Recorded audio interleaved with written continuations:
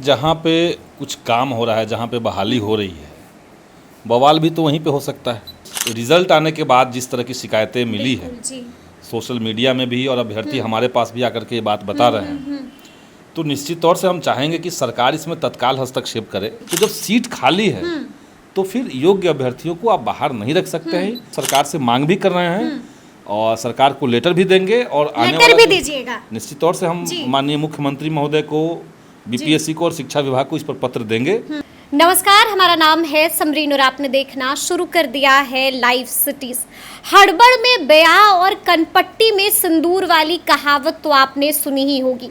BPSC शिक्षक भर्ती परीक्षा का जब से रिजल्ट आउट हुआ है तब से इसको लेकर एक नया विवाद और एक नया बवाल छिड़ गया है। आपको मालूम है कि अभ्यर्थी अब चीख चीख कर कह रहे हैं कि बड़ा झोल हुआ है।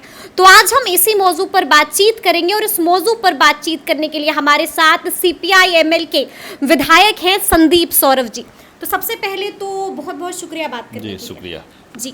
जैसा कि मैंने शुरू में ही कहा कि अब जो है एक नया बवाल और एक नया विवाद छिड़ गया है, लेकिन जैसे कि अगर हम बात करें, थोड़ा पीछे जाते हैं, तो कहा जा रहा था कि बीपीएससी ने तो इतिहास रच दिया है, मतलब स्वच्छता से परीक्षा भी ले ली और अब जो है वो स्वच्छ रिजल्ट भी जारी हो गया है। लेकिन अब सवाल खड़े हो रहे हैं संदीप जी।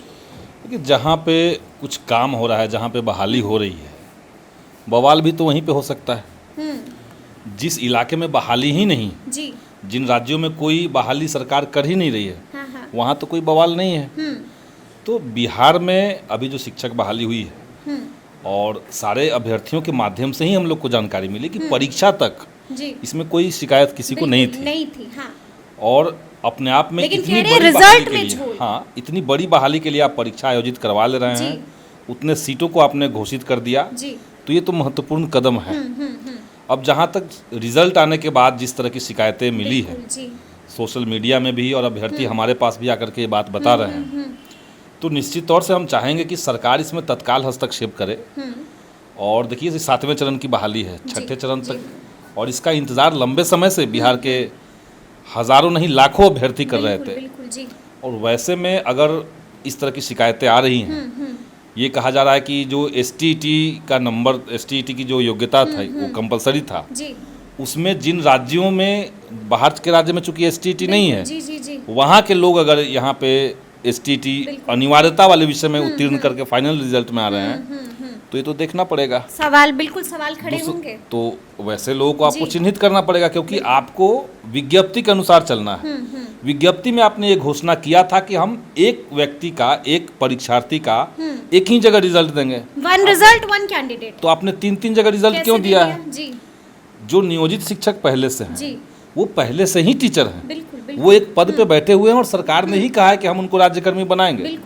तो जब आप उनको राज्यकर्मी बना ही रहे हैं, तो इस परीक्षा में जो नियोजित शिक्षक भागीदारी किए थे, उनको आप स्वतंत्र तरीके से न्यूनतम योग्यता के आधार पर राज्यकर्मी तत्काल बनाइए, क्योंकि आप सबको ही बना रहे थे, उनको ही बनाइए।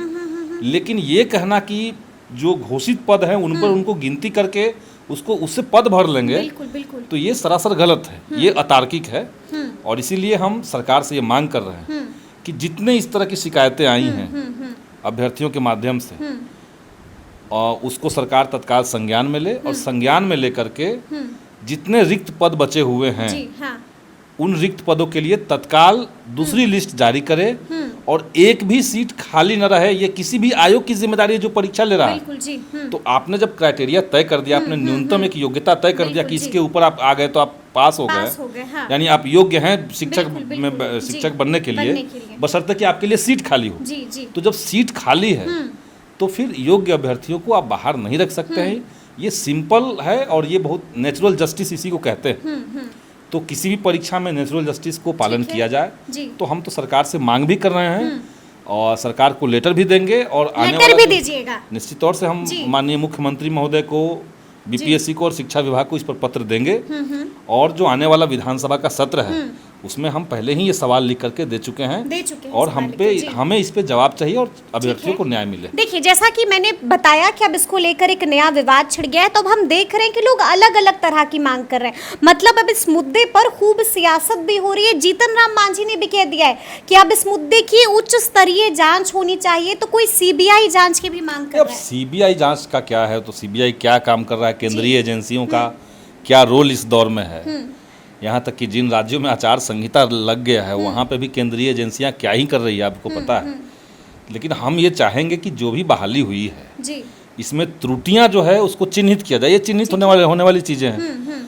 आपने जो योग्यता तय किया था इस परीक्षा में आवेदन करते समय, उन योग्यताओं के इतर अगर कोई अभ्यर्थी है तो आप उनको हटाइए, बिल्कुल चिन्हित कीजिए। जैसे आपने हाई स्कूल के लिए +2 के लिए योग्यता अनिवार्य किया है कि STET आपके पास होना चाहिए।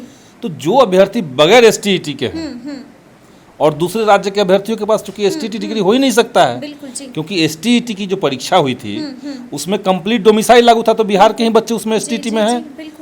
तो आपको अनिवार्य रूप से तो बाहर के लोग कैसे STET में आ सकते हैं, हायर सेकेंडरी में जा सकते हैं। तो इन सब चीज़ों को संज्ञान में सरकार ले, विभाग ले।